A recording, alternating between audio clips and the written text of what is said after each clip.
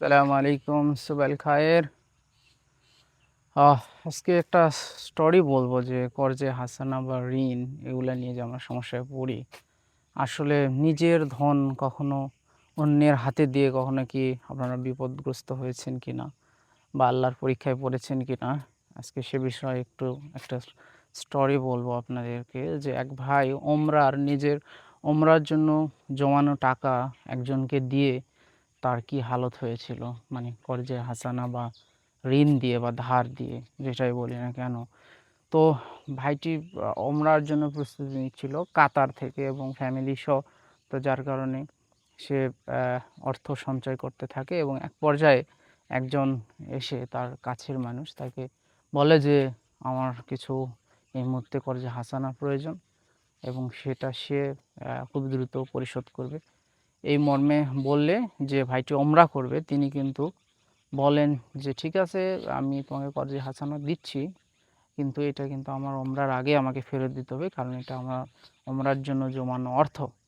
তো এই মর্মেই তাকে কর্জে হাসানা দেওয়া হয় এবং ওমরার সময় চলে আসে, কিন্তু ভদ্রলোক সেই অর্থটা ওই মর্মে কিন্তু পরিশোধ করতে পারে না।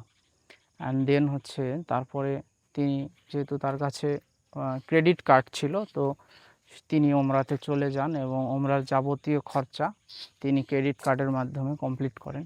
আর ওমরা শেষ করে তিনি ব্যাক করেন তার দেশে এবং কিন্তু তার যে ঋণের জন্য তার সাথে যোগাযোগ করতে থাকেন। যে সময় যেহেতু পার হয়ে গেল, তবুও কিন্তু তিনি এই অর্থটা পরিশোধ করতে ব্যর্থ হন এবং এক পর্যায়ে ফোন রিসিভ করা, যোগাযোগ করাই বন্ধ করে দেন।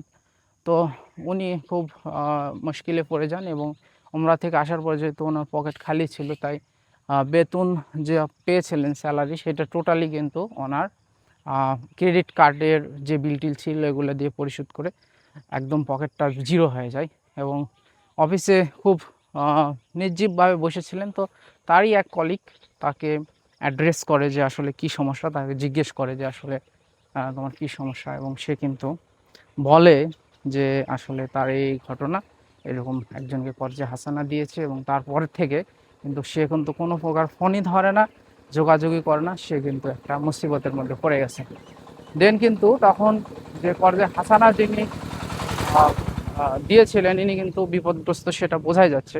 ফাইনালি ওই ভদ্রলোক, তার অফিসের কলিগ, কিন্তু তাকে 500 রিয়াল হাতে দেন এবং বলেন যে ঠিক আছে, তুমি একটা বিষয় করো, তুমি ক্রেডিট কার্ডটা ব্যবহার করা বন্ধ করো, ক্রেডিট কার্ড ব্যবহার করা বন্ধ করো, আর এই 500 রিয়াল দিলাম, আশা করছি তোমার আল্লাহ এখান থেকে তোমাকে উদ্ধার করবে, কিন্তু ক্রেডিট কার্ড ব্যবহার বন্ধ করতে বলেন। এবং তিনি ফাইনালি, যেটা হয় যে সত্যিকার অর্থে ক্রেডিট কার্ডটা ব্যবহার করা একদম বন্ধ করে দেন। ক্রেডিট কার্ড ব্যবহার বন্ধ করে তিনি আল্লাহর উপর তাওয়াক্কুল করেন এবং ওই 500 রিয়াল থেকে আল্লাহর মধ্যে উনি চলতে থাকেন এবং বিজনেস স্টার্ট করেন এবং ফাইনালি ওনার বিজনেস অনেক গ্রোথ হয় এবং পরবর্তীতে সে হজেরও নিয়ত করে ফেলে। সো কর্জে হাসানা খুব বিষয় এটা, আর ঋণ, এই দুইটাকে অনেকে গুলিয়ে ফেলেন আর কি।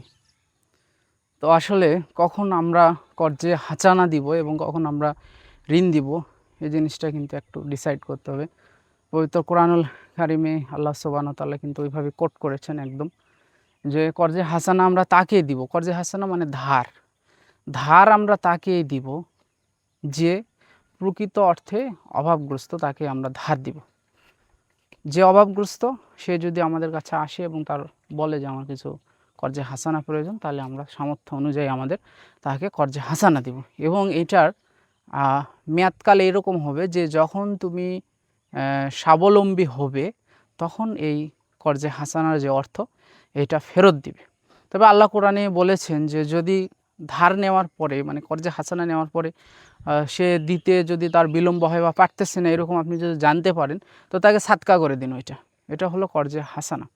কিন্তু বর্তমান প্রেক্ষাপটটা হচ্ছে এরকম যে আমরা যে স্টোরিটা কিছুক্ষণ আগে আপনাদের শুনলেন বা জানলেন, অর্থ নেওয়ার পরে কিন্তু আর ওইভাবে খেয়াল থাকে না, কারণ কোরআন হাদিসের সংস্পর্শে আমরা থাকি না। আমরা একটা অন্যান্য সুদীর যে জীবনযাপন সেটা আমরা করি।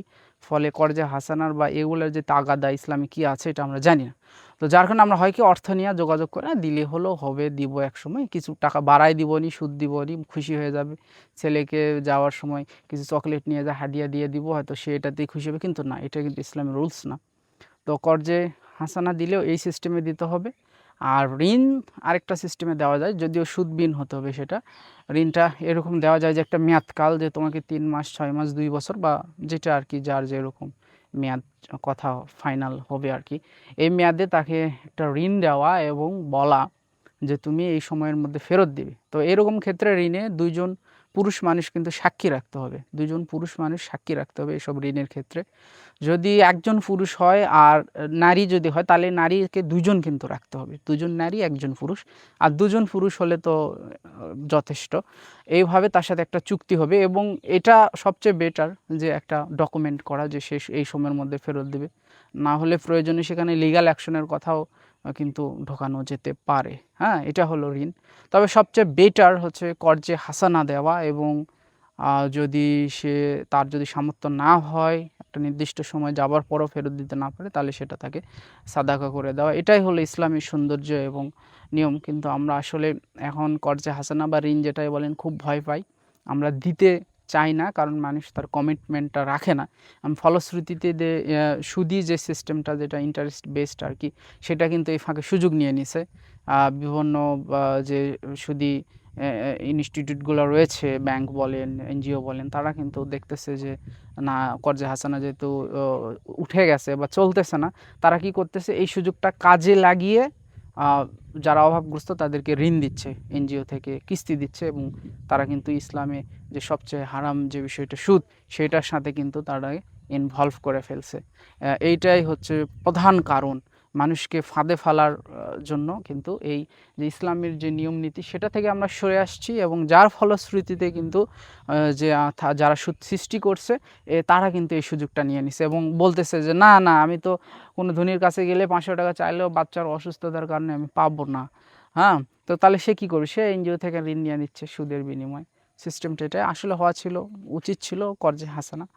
আর যারা এখন কর্জে হাসানা দিতে ইচ্ছুক তারাও দিতে পারে না, এই কারণে যে দেখা যায় যে দিচ্ছে, কমিটমেন্ট ঠিক নাই। কারণ যে ব্যক্তিকে দিচ্ছে তার ভিতরে তো দিন, আকীদা, ইসলাম কিচ্ছু নেই, সে ইসলামের কিছুই জানে না, কিছুই বোঝে না। তাহলে তাকে কর্জে হাসানা দিলে যে তাকে রিটার্ন দিতে হবে, তার যে মনের মধ্যে যে একটা মানসিকতা, এইটা তো নাই। তো যার কারণে একটা বিশ্রী অবস্থার সৃষ্টি হয়েছে।